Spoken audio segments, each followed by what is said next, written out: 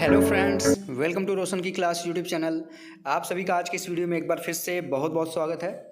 दोस्तों, आज की इस वीडियो में हम देखेंगे कक्षा 8 के इतिहास का आपका जो इतिहास विषय है हमारे अतीत, जो बुक का नाम है उसका यहाँ पे हम अध्याय 3 का क्वेश्चन आंसर देखेंगे, जिसका नाम है ग्रामीण क्षेत्र पर शासन चलाना, यानी कि रूलिंग द कंट्री साइड। ठीक है, तो इसके पूरे क्वेश्चन यहाँ पे हम डिस्कस करेंगे। और अगर आप लोगों को वीडियो अच्छी लगती है तो प्लीज़ वीडियो को लाइक कर दीजिएगा। और अगर आप लोगों को इसी की तरह NCERT के किसी भी क्लास का किसी भी सब्जेक्ट का अगर क्वेश्चन आंसर चाहिए तो नीचे कमेंट बॉक्स है उसमें कमेंट करिए। मैं 1 से 2 दिन के अंदर वीडियो आप तक प्रोवाइड कर दूंगा। सिर्फ आपको एक काम करना है, रोशन की क्लास यूट्यूब चैनल को सब्सक्राइब करके रखना है। नीचे लाल कलर का सब्सक्राइब लिखा हुआ बटन होगा, उस पर जैसे ही क्लिक करेंगे एक बेल आइकन आएगा, उसको दबा के ऑल नोटिफिकेशन ऑन करके रखना है। ठीक है दोस्तों, तो चलिए देखते हैं ग्रामीण क्षेत्र पर शासन चलाना के क्वेश्चन आंसर। यहाँ पे देखिए, पहला प्रश्न है, आपको मैच कराना है। निम्नलिखित के जोड़े बनाइए। रैयत है, महाल है, निज है, रैयती है। तो इसमें सामने की तरफ लिखा गया है, इसका उत्तर मैंने यहाँ पे नीचे लिख रखा है। रैयत किसान को कहते थे, महाल ग्राम समूह को कहते थे, निज जो है वो बागान मालिकों की अपनी ज़मीन की पर जो खेती करते थे उसको निज कहते थे। यहाँ पे मैच करा दीजिएगा इस तरीके से। और रैयती जो होता था, रैयतों की ज़मीन पर खेती होती थी। तो ठीक है, ये सामने सामने आपका मैच मैंने करा दिया है। ऊपर आपका जो क्वेश्चन दिया था उसको यहाँ पे मैंने सामने लिख दिया है। अब इसके बाद हम चलते हैं दूसरे क्वेश्चन की तरफ। दूसरा प्रश्न है, रिक्त स्थानों की पूर्ति करना है। पहला है क इसमें, यूरोप में बोर्ड उत्पादकों को फिल करना है। यहाँ पे से अपनी आमदनी में गिरावट का खतरा दिखाई देता था। तो यहाँ पे नील की खेती से नील भरा जाएगा। यहाँ पे यूरोप में बोर्ड उत्पादकों को नील से अपनी आमदनी में गिरावट का खतरा दिखाई देता था। दूसरा है, 18वीं सदी के आखिरी में ब्रिटेन में नील की मांग औद्योगिकरण के कारण बढ़ने लगी। तो नील की मांग जब 18वीं सदी हुई थी 1850 के आसपास, तो नील की मांग बढ़ रही थी, इसलिए यहाँ पे भरा जाएगा औद्योगिकरण के कारण। ठीक, ग है, फिल करना है कि खोज से नील की अंतर्राष्ट्रीय मांग पर बुरा असर पड़ा। कृत्रिम रंग, कृत्रिम आप सभी को पता है कि पहले नील की खेती की जाती थी। जो नील बनाया जाता था वो आपका खेती से पैदा होता था, नील उससे बनाया जाता था। लेकिन बाद में नील जो है कलर जो है वो कृत्रिम रूप से बनाने, मनुष्य खुद बनाने लगा हुआ कलर, इसलिए नील की खेती पर यहाँ पे कृत्रिम रंग की खोज से नील की अंतर्राष्ट्रीय मांग पर बुरा असर पड़ा। तो यहाँ पे भरा जाएगा, यहाँ पे ग वाले में कृत्रिम रंग। नीचे मैंने आंसर लिख भी रखा है, आप देख सकते हैं यहाँ पे सभी के आंसर नीचे जो भरना है यहाँ पे मैंने लिख भी रखा है, आप भर सकते हैं इसको देख के। चंपारण आंदोलन नील बागान मालिकों के खिलाफ था। ठीक है, आप सभी को पता है चंपारण आंदोलन गांधी जी का भारत में पहला आंदोलन था। बिहार चंपारण यहाँ पे एक है, वहाँ पे आंदोलन किया गया था किसानों द्वारा, नील बागान के मालिकों द्वारा के खिलाफ। और अब देखते हैं तीसरा प्रश्न, स्थायी बंदोबस्त के मुख्य पहलुओं का वर्णन कीजिए। ठीक है, स्थायी बंदोबस्त लॉर्ड कॉर्नवालिस ने 1793 में स्थायी बंदोबस्त लागू किया था। इसमें क्या क्या चीज़ें थी देख लीजिए। पहले तो याद इसमें रखने वाली चीज़ जो है वो 1793 में लागू किया गया था। किसके द्वारा पूछा जाता है क्वेश्चन, लॉर्ड कॉर्नवालिस के द्वारा। ठीक, और यहाँ पे देख लीजिए पहला इसमें पॉइंट है, राजाओं और तालुकदारों को जमींदारों के रूप में मान्यता दी गई। ठीक है, जमींदारों को किसान के राजस्व इकट्ठा कर कंपनी के पास जमा कराने का काम दिया गया। ज़मीनों की राजस्व राशि स्थायी रूप से निश्चित कर दी गई। ठीक है, चाहे उस पर कृषि हो चाहे ना हो, बाढ़ है या फिर सूखा पड़े, उससे कोई मतलब नहीं था। जो निश्चित राशि थी वो उनको देना ही था।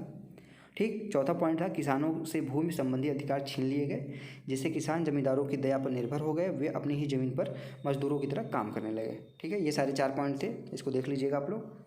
अब चौथा क्वेश्चन है, महलवारी इस व्यवस्था स्थायी बंदोबस्त के मुकाबले कैसे अलग थी। तो यहाँ पे देख लीजिए, महलवारी व्यवस्था और स्थायी बंदोबस्त में भिन्नता। महलवारी व्यवस्था क्या थी, बंगाल प्रेसिडेंसी के उत्तर पश्चिम में के लिए होल्ट मैकेंजी नामक अंग्रेज ने एक नई व्यवस्था जो कि 1822 में तैयार की गई। इस व्यवस्था के अनुसार पहला पॉइंट है, गांव के एक एक खेत के अनुमानित राजस्व को जोड़कर हर गांव या ग्राम समूह, जिसको क्या कहते थे, महाल, से वसूल होने वाले राजस्व का हिसाब लगाया गया। दूसरा पॉइंट है, इस राजस्व को स्थायी रूप से निश्चित नहीं किया गया, बल्कि उसमें समय समय पर संशोधन का प्रावधान किया गया। तीसरा है, राजस्व इकट्ठा करने तथा कंपनी के पास जमा कराने का काम जमींदार के स्थान पर गांव के मुखिया को दे दिया गया। ठीक है, ये सारी चीज़ें जो थी वो स्थायी बंदोबस्त के से भिन्न थी। स्थायी बंदोबस्त में ये सारी चीज़ें देख लीजिए, आपको मैं बता चुका हूँ। ये 1793 में लॉर्ड कॉर्नवालिस के द्वारा ये व्यवस्था लागू की गई थी। राजाओं और इसमें तालुकदारों जो थे उनको यहाँ पे जमींदार के रूप में मान्यता दी गई थी, और खेत के हिसाब से राजस्व निश्चित कर दिया गया था, जो कि आपका यहाँ पे जो यहाँ पे ऊपर क्या है, महलवारी व्यवस्था, इसमें नहीं किया गया था फिक्स, इसमें संशोधन का प्रावधान रखा गया था। दूसरा है, जमीनों की राजस्व राशि स्थायी रूप से निश्चित कर दी गई। इस राशि में संशोधन का कोई प्रावधान नहीं था, जो कि मालदारी जो व्यवस्था है उसमें किया गया था।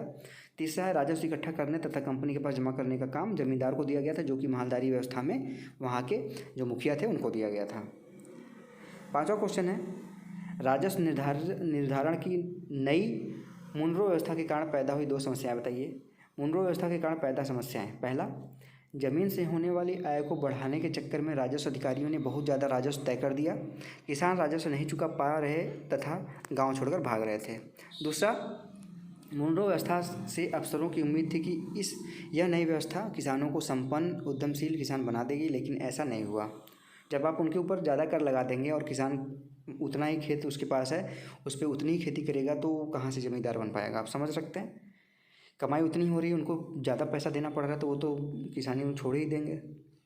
छठवां क्वेश्चन है रैयत नील की खेती से क्यों कतरा रहे थे। तो देख लीजिए, इसका उत्तर है रैयतों का नील की खेती से कतराने का कारण, पहला, किसानों को नील की खेती करने के लिए अग्रिम ऋण दिया जाता था, परंतु फसल कटने पर कम कीमत पर फसल बेचने को मजबूर किया जाता था, जिससे वे अपना ऋण नहीं चुका पाते थे और कभी न खत्म होने वाले कर्ज के चक्कर में फंस जाते थे।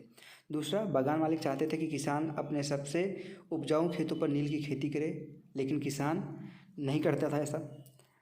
तीसरा है किसान को नील की खेती करने के लिए अतिरिक्त मेहनत तथा समय की आवश्यकता होती थी, जिस कारण किसान अपनी अन्य फसलों को समय नहीं दे पाता था, जिसकी वजह से रैयत जो थे, जो नील की खेती करने वाले जमींदार थे, वो इससे कतराते थे। अब यहाँ पे है सातवां क्वेश्चन, किन परिस्थितियों में बंगाल में नील का उत्पादन धाराशायी हो गया। तो देख लीजिए, बंगाल में नील के उत्पादन में धाराशायी होने की परिस्थितियाँ, पहला है मार्च 1859 में बंगाल के हजारों रैयतों ने नील की खेती करने से मना कर दिया। दूसरा है रैयतों के निर्णय लिया कि न तो वे नील की खेती के लिए कर्ज लेंगे और न ही बागान मालिकों की लाठीधारी गुंडों से डरेंगे। तीसरा है कंपनी द्वारा किसानों को शांत करने और विस्फोटक स्थितियों को नियंत्रण करने की कोशिशों को किसानों ने अपने विद्रोह का समर्थन माना।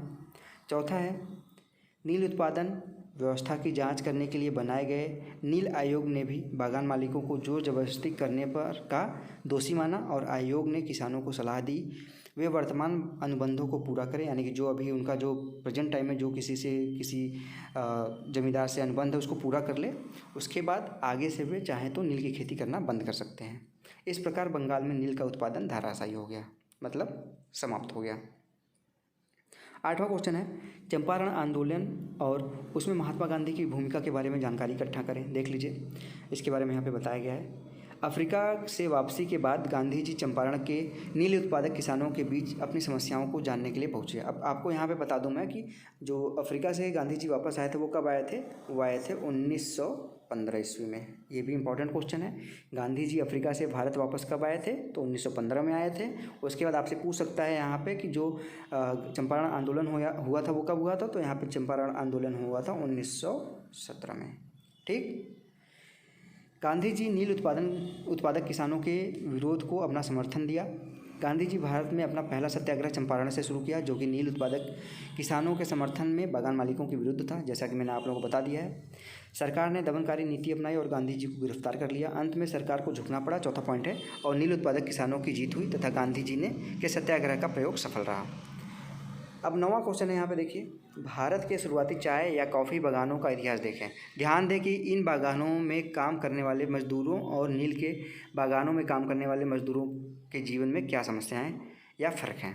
तो यहाँ पे है चाय या कॉफ़ी बागानों तथा नील बागानों के मजदूरों के जीवन में समस्याएं व अंतर। पहला है चाय बागानों में मजदूरों को अनुबंध के आधार पर रखा जाता था, जबकि नील बागानों में ऐसा नहीं था।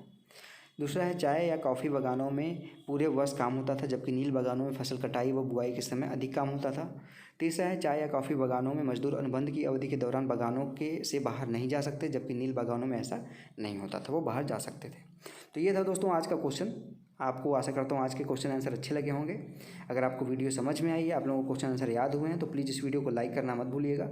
और ऐसे ही अगर आप लोगों को किसी भी विषय का, किसी भी क्लास का एनसीईआरटी के बुक का सॉल्यूशन चाहिए तो नीचे कमेंट करिए। मैं 102 दिन के अंदर आप लोगों की वीडियो आप तक पहुंचा दूंगा रोशन की क्लास यूट्यूब चैनल के माध्यम से। सिर्फ आपको नीचे लाल कलर के सब्सक्राइब बटन पर क्लिक करके सब्सक्राइब करना है, साथ ही साथ बेल आइकन को दबा के रखना है, जो कि बिल्कुल फ्री है। तो दोस्तों मिलते हैं नेक्स्ट वीडियो में, तब तक के लिए आप लोगों का बहुत बहुत धन्यवाद। जय हिंद, वंदे मातरम।